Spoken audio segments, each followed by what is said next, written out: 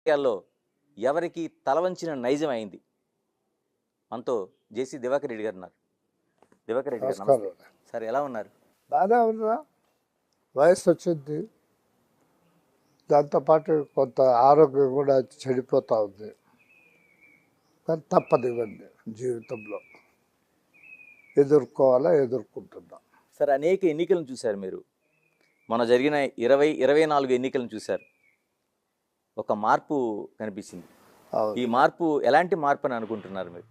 ఒకరి మీద ప్రేమ కాదు, ఒకరి మీద పగతో చేసినటువంటి ఎన్నిక అనిపిస్తుంది. పోలింగ్కి రావడంలోనే అర్థమవుతుంది. ఎక్కడెక్కడి నుంచో వందలు వేలు లక్షల రూపాయలు ఖర్చు పెట్టుకుని వచ్చి ఓటేసిపోయారు. అంటే ఈ గవర్నమెంట్ ఉండకూడదు, ఈ ముఖ్యమంత్రి ఉండకూడదు అనే దృఢ నిశ్చయంతో వచ్చారు. కాబట్టి ఆ రకంగా జరిగింది తప్ప వేరే కాదు. గవర్నమెంట్ యాంటీ చూపించారు. సార్ మీరు ఇంట్లో అంత కసిగా వేశారు ఓట్లు. అంటే 164 సీట్లు 175కి అంటే ఒక చిన్న విషయం కాదు. అంతకుముందు 2019లో 151 సీట్లు అంటే ఒక రికార్డుగా పెద్దగా చెప్పుకున్నారు ఉన్నది. అంత కసి ప్రజలకు ఎందుకు వచ్చిందంటారు? ఆయన యాటిట్యూడ్ వల్ల, ఆయన యొక్క ప్రవర్తన వల్ల, ఆయన యొక్క యాంటీ సోషలిస్టిక్ యాక్టివిటీస్ వల్ల కస. అతను విలేజెస్లో పాలిటిక్స్ మాదిరి చేశాడు రాజకీయాన్ని. ఆ రకంగా చేసిన దానివల్ల ప్రతి ఒక్కరికి అసహ్యం వచ్చింది. ఈయన దిగిపోవాలా అని అన్నారు. ఒక కమ్యూనిటీ, ఒక కులము, ఒక మతం అనేటట్టుంది దీంట్లో. సర్వత్రా అట్లాగా అనిపించింది. అందువల్ల ఆ రకంగా జరిగింది.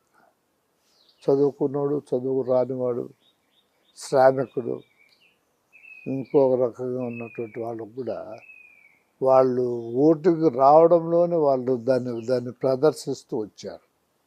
అది సరే. వై నాట్ 175 జగన్మోహన్ రెడ్డి నినాదం కేవలం 11 సీట్లకి మాత్రమే పరిమితం అయిపోయాడు. ఏంటి ఆ పార్టీ భవిష్యత్తు ఏంటండి అసలు? మీరు ఎందుకంటే చాలా పార్టీల రాజకీయ భవిష్యత్తులు చూశారు, నాయకుల భవిష్యత్తు చూశారు మీరు. ఇది రాష్ట్ర నాయకులకు ఒక గుణపాఠం.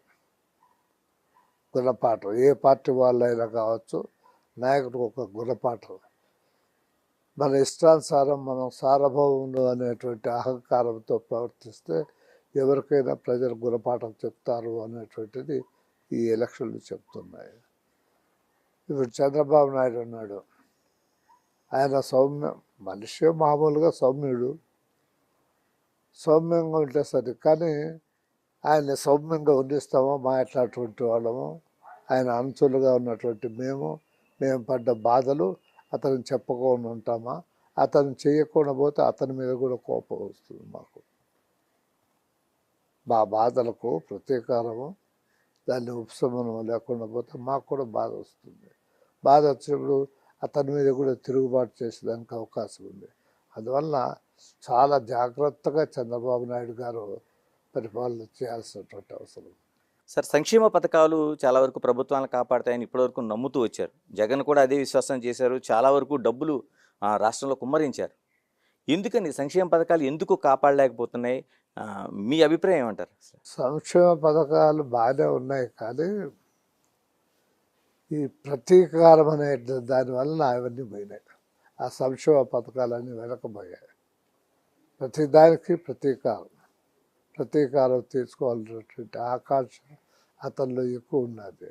ఆ ఎక్కువ దాన్ని అది సర్వత్రా వ్యాపించింది. సార్ మీరు అన్నట్టు ఇప్పుడు తెలుగుదేశం, జనసేన, బీజేపీ ఒక అనూహ్యమైన